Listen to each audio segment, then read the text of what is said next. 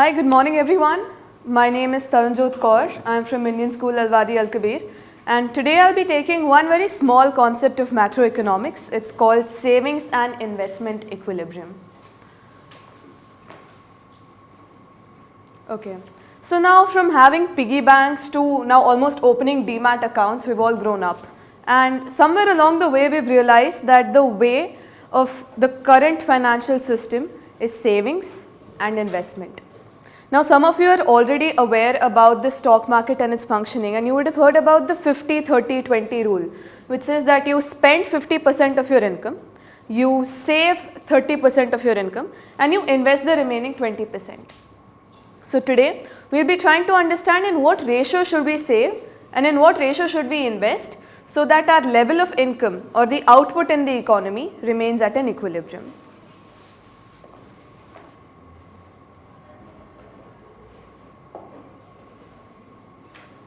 Okay, so let's play a little game before that. Are all of you aware about the game Monopoly? Okay, let's take you as an example.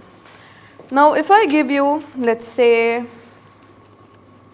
$460 of Monopoly money, and I give you an option that you can buy Ventino Avenue and Atlantic Avenue, for example, which sums up to a total of 460 Monopoly dollars. Would you buy both of them and be left with no money at all? No. And why is that so? Then all my money would get finished. That's a good answer, because no Monopoly player wants to go bankrupt in the game. After all, if you're bankrupt in the game, you're kicked out. You can't play anymore. And at the same time, if I give you an option that you can't buy either of these estates, would you take that? Yeah.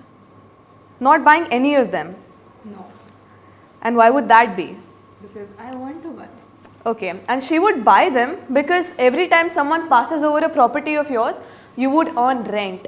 So when you invest in a property, you earn something out of that. So investment yields you a return. But at the same time, if you invest all your money, you are left with nothing for your immediate use. And that is why savings are also important.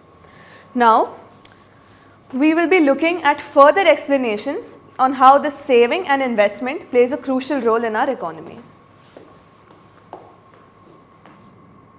Okay. So now before we move forward, let us make two assumptions. Let us assume that in our economy we have only two sectors, which is also known as a closed sector economy, which means that there are just households, which are the consumers in a simpler word, and the producers, who are the manufacturers or the producing sector of goods. And the second assumption that we are going to make is that the investment is autonomous. Now you might be wondering, what does autonomous investment mean? Now we saw in this example that she had $460 of Monopoly money. Now if I take away, let's say, $200 of her money, will she be saving and investing the same amount that she was before? Obviously not, because her total income has decreased. At the same time, if I give her $300 more, you think her investments and her savings would increase? Yes, because now she has a greater pool of money to invest. That is what we call as induced investment. When something in some external force is influencing your investment decision. So we can say that if we consider this to be the graph, we take this as income and we take this axis as the investment. Then we would say that induced investment increases as your level of income rises. So we can say that induced investment is directly proportional to your level of income. On the other hand, if we take the example of autonomous investment as we're talking about here, autonomous investment would mean that she is going to invest 10% of her income no matter what. If the 10% of her income in the start of the year was $100 in Monopoly, even if her income decreases at the end of the year, she will still be investing $100, which means that autonomous investment is a constant line. It does not change with your level of income. Nothing influences it. It's going to be a constant line and its curve is going to be parallel to the x-axis. Alright, so these are going to be our two assumptions for this concept. One, it's a two-sector economy which has the sectors of households and producers. And our second assumption is that investment is autonomous. Great. Now, what happens to money? I apologize for the overlap, it's a technical glitch. Okay. So now we have this other concept in macroeconomics called the aggregate demand, aggregate supply approach. I'll just give you a brief about that since we haven't already talked about it. Now we already saw in a previous presentation that for the economy to be at equilibrium, we need supply to be equivalent to demand, be it in any case. And the same concept applies here too. So if we want our economy or our GDP or our output to be in equilibrium, our aggregate supply should be equal to our aggregate demand. Let us understand this with the help of a graph. Now if I take this as a graph and I say that my income is rising, we take this as the aggregate supply curve, alright. We know that our investment is autonomous, we will draw a straight line parallel to the x-axis. Now if we want there to be equilibrium in this economy, the aggregate demand curve will have to intersect at some given point. Let's call this point E for now, okay. So the point where aggregate demand and aggregate supply intersect is what we call an equilibrium point. Now through a variety of definitions, we've understood that aggregate supply is equivalent to the income in the economy, how much the people are able to earn. You know, because how much people buy is directly dependent upon how much they are able to earn. So that's how we come to the conclusion that aggregate supply is equal to income, which we represent with the letter Y. We also know that aggregate demand is equivalent to consumption plus saving. Now if I give her money, what is she going to do with it? She'll either spend it or she'll save it. There are two options. So if you combine her spending with her saving, you will reach the initial amount of money that she had. So we know that aggregate demand is equal to consumption plus saving represented by C plus S. Now in the first equation we saw that AD is equal to AS. If I take the Y from this equation and imply it to this equation, it would mean that Y is equal to C plus S, right? And we also know that now as we saw with her that it's a closed sector economy, right? We have households and we have the producing sector. So the households, what is the expenditure that a household incurs? Consumption expenditure. Now if I want to go to the supermarket and buy something for consumption, let's say I want to buy a cupcake. Whatever I'm spending on buying that cupcake is my consumption expenditure. At the same time, when a producing sector firm is manufacturing that cupcake, whatever they're spending is known as the investment expenditure or public investment expenditure. Since we do not have government, we do not have foreign trade, we will not be considering imports or exports in this concept since it's a closed sector economy. We do not consider any external influences, right? So now you see these two equations. If I combine them, what would I get? C plus S is equal to C plus I. You guys see the common factor here? C and C on both sides of the equation? That can be cancelled and that makes our job a lot easier. This is how we derive at the equation that S is equal to I. From here we cancel the C's and we were left with S is equal to I. Okay? This is the mathematical derivation, and from an exam point of view this is a little necessary. You guys would have to learn this as the derivations do carry marks while drawing the graphs as well. But to understand this better and to remember it, let's look at some examples. Okay, let's have a look at this graph for a second. You see this investment curve? It's parallel to the x-axis. What does that imply? Autonomous investment. Great. And we see that the savings curve is a linear function. It's a straight line. But where is this graph starting from? Is it from the origin? You know why that is? Let us take the example of most of our grandparents. Most of them do not have a running source of income. You know, they either have pensions or their children are supporting them, or they are living their life based on their savings that they made during their working years. So when we see that this graph starts from the negative y-axis, it means that people are spending something out of their savings. They are not adding to it, they are withdrawing from their savings. This area of the graph is known as dis-savings. Okay? Dis-savings, let's learn it as a key term. Dis-savings is represented by negative C dash.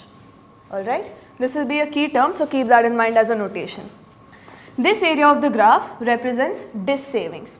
And even when we are kids, in fact up till this point, we don't have our own source of income. You know, whatever we are doing in our lives or whatever we are using to survive is based on our parents' money. So if we would look at it as an individual point of view, it would be dis savings for us too. We're not adding to our savings, in fact we're taking out something from them. That is the reason this graph starts from the negative y-axis. Now slowly as your income rises, you start saving a bit more money and you reach a point where you're intersecting the x-axis. When your savings are equal to 0, that's when your savings actually start becoming positive. Now let us understand this with the concept of a consumption graph as well. Like I said, there's a point in your life when you're not earning anything but you're still consuming stuff, right? You don't have a running source of income, but you're still getting food every day. How is that possible? Because somewhere you are dis-saving in the economy, right? So let's call this the consumption graph and let's call this the aggregate supply graph, right? Now you see where C is intersecting I, the consumption expenditure is intersecting the investment function. Let's pull that line a bit down and make it intersect the x-axis, right? Now you see this area, this portion, this was where you were consuming stuff without earning anything, without adding to the economy. So this is known as autonomous consumption and this is represented by C dash, right? Now you see the amount of autonomous consumption. Where did you get this from? Your savings. So the same amount is taken below, which we represent by negative C dash, and when we connect these dots, it intersects where your C was equal to I. So at a point where C is equal to I is when your savings reach 0. This is where you have stopped taking out of your savings and now you will be earning your own money to, increase your savings base. Okay. So now that we have understood a basic idea, let us define this concept. The savings and investment approach, SI approach in short, refers to the level of equilibrium in income being at a point where planned savings are equal to planned investments. Now why are we talking about planned things? Nobody would want to wake up on Saturday morning at 6 o'clock and realize that they have to be at a school to give a presentation. It all has to be planned. Nothing in the economy which is unplanned is desirable because that can lead to fluctuations, instability, and if on a larger extent then economic crises as well. So which is why planned savings have to be equal to planned investments according to this graph. Equilibrium is attained at a point where the savings function intersects the autonomous investment curve where S is equal to I, and we saw this through the graph. Why? Why is this entire concept important? Okay, it's there in our textbooks, but why do we need to study about it? Let's take a look back at this graph. You saw that this point, which is Y, that is where the equilibrium is attained in the economy. But why are there two more points marked as Y2 and Y1? Let's take a look at them. At the point given as Y2, your savings are more than your investments. What would happen at this given point? Let's have a look. When your savings are greater than your investment, people start saving more. Initially, she thought that she would buy Atlantic Avenue, but she realized maybe that's not a good idea. Let me start saving more. So once she started saving more, the person who was going to sell Atlantic Avenue to her saw that maybe it's not a good time for me to be selling my properties, the time's not going good for me. Let me start putting lesser properties out on the market. So here the producer's output being sold is lesser. Producers will have more dead stock lying in their inventories. Now when you see a room full of unsold goods, you would think, why should I produce more? Let these goods get sold first. So once this happens, producers start producing lesser. You know what happens when producers start producing lesser? They would think, why do we need so many people for production? Let's lay some people off. Once you lay people off, what happens? The people who are working, their income reduces, Once these people's income reduces, what happens? They'll start saving less again. So this whole process of correction is actually cyclical. This is like an auto-correct system in the economy in a way, you can say. That if there's a problem, the problem provides its own solution. Once again, if the savings of people are more, output sold will become less. When producers see that their output sold is less, they will start producing less. Once production is lesser, income is lesser, savings are lesser, and this goes on until the economy reaches this point of equilibrium. Now, let's have a look at point Y1. Here the savings, they're lesser than the investment. So logically, it would be the exact opposite of what we just discussed. So when people start spending or investing more than the actual amount, what happens is that output sold becomes more. Producers will start seeing that there is a lot of demand in the market, but they're not able to cope up with that demand, in the sense that whatever they've produced and kept aside is not sufficient to meet the demand of the consumers. So what happens?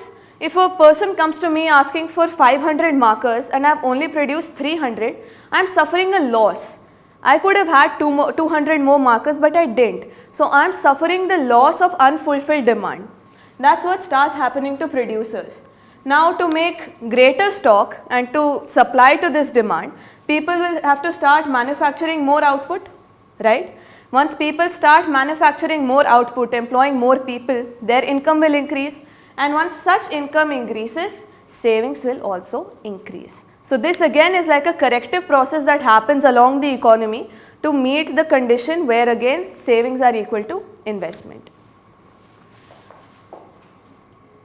So now take a look at this table. The first column talks about income, the second column talks about consumption. Third and fourth columns are savings and investments. Take a look at it and tell me, where do you think the economy will reach equilibrium at this given point? At what level of income?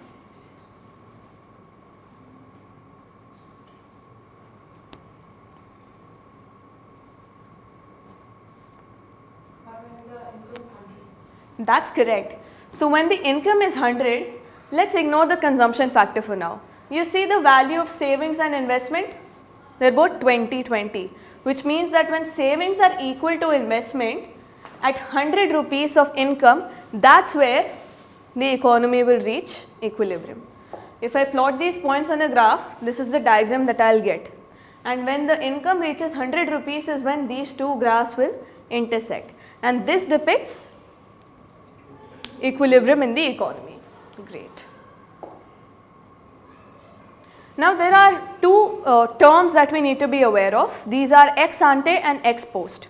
Like I said, no economy likes anything that is unplanned. They want to have some idea of what's going to happen. It might not be the exact thing that happens number to number, but at least there needs to be a rough estimate, which is why we have planning commissions, we have budgets drawn.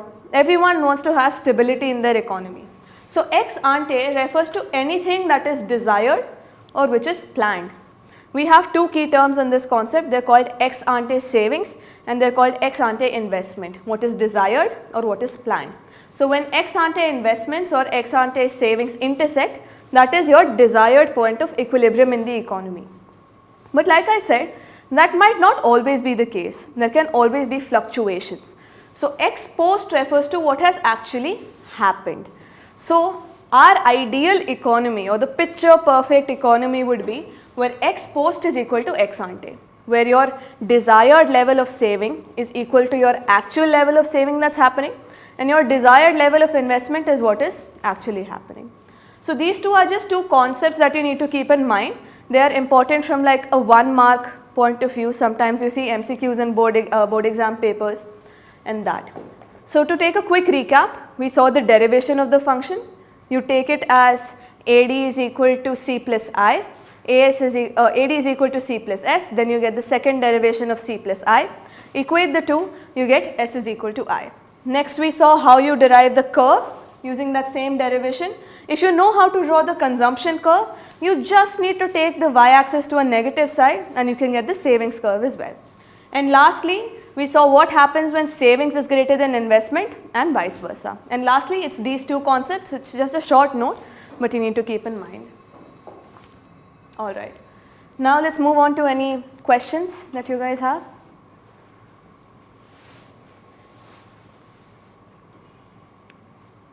Yeah. You earlier said about the fact that problems in the economy are solved by the problems itself.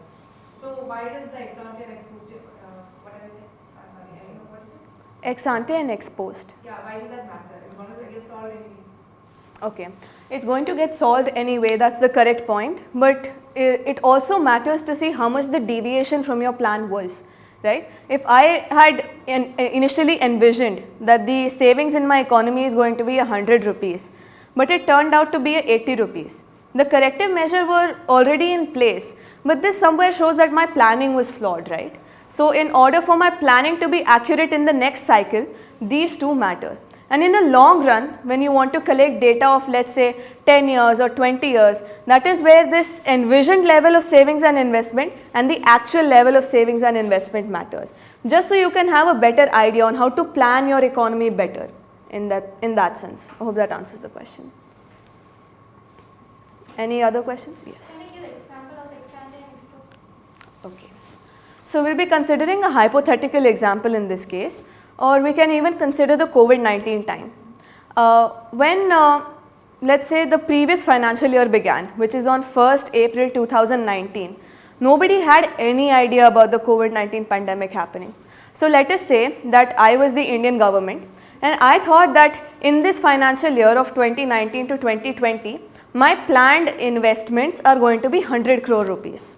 Suddenly, in March, in the beginning of March, the COVID-19 pandemic struck in. And the investments from everywhere, all around the world suddenly dropped. Nobody could have seen that coming, right? So my investments dropped from 100 crores to 45 crores.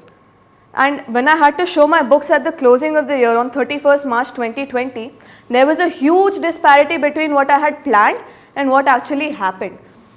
So my ex ante savings were going to be 100 crore rupees, but the ex post saving turned out to be 45 crore rupees. So what did this enable me to do? This showed me that okay, the pandemic is probably going to go on for a long time. I need to plan my economy in a better way so that there is equilibrium in my economy. So in the next cycle, which started from 1st March 2020 till 31st March 2021, I decided okay, 100 crores is an unattainable target right now. Let me shift it down to, let's say, 50 crores. That might happen with the given world, the ongoing world scenario. So I hope that answers your question. So can you give some real life situation for the behind it? This graph? Yes. Okay. Let's take an individual example for this particular graph. Let's say that, okay, we'll give certain values over here.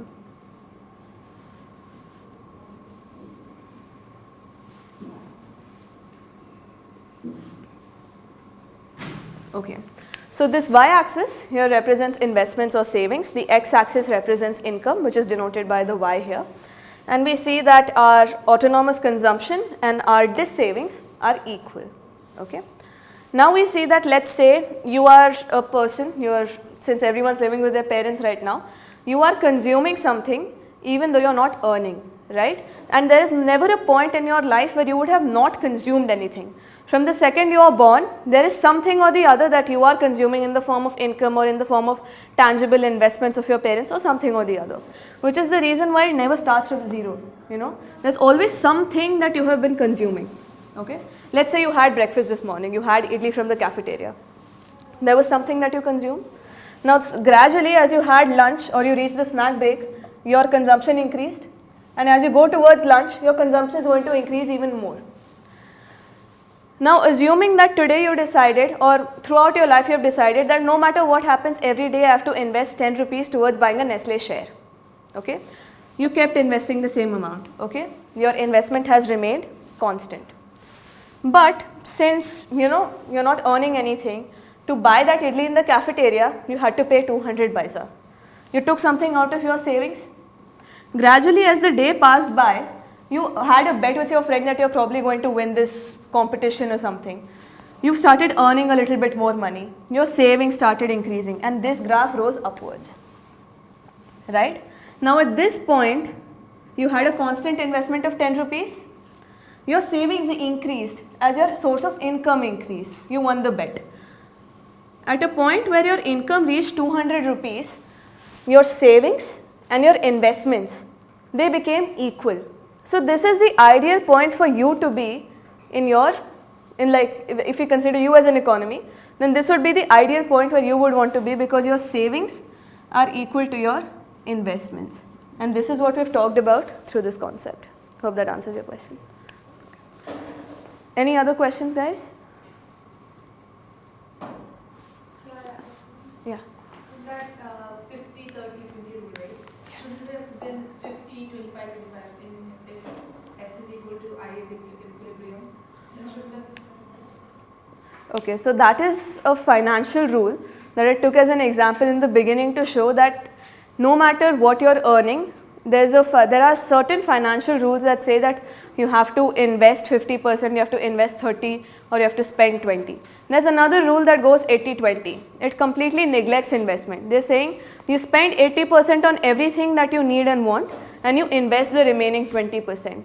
But that might not always be ideal for the economy. So that was an example to show that, okay, maybe the ratio that they're given it might work out for you, might not work out for you. But for an economy as a whole, S always needs to be equal to I. The 50-20-30 rule is actually on a microeconomic level that's given to each individual as financial advice. But on a macroeconomic level, when we consider the whole economy, that's where S always needs to be equal to I. Right? Thank you. Thank you.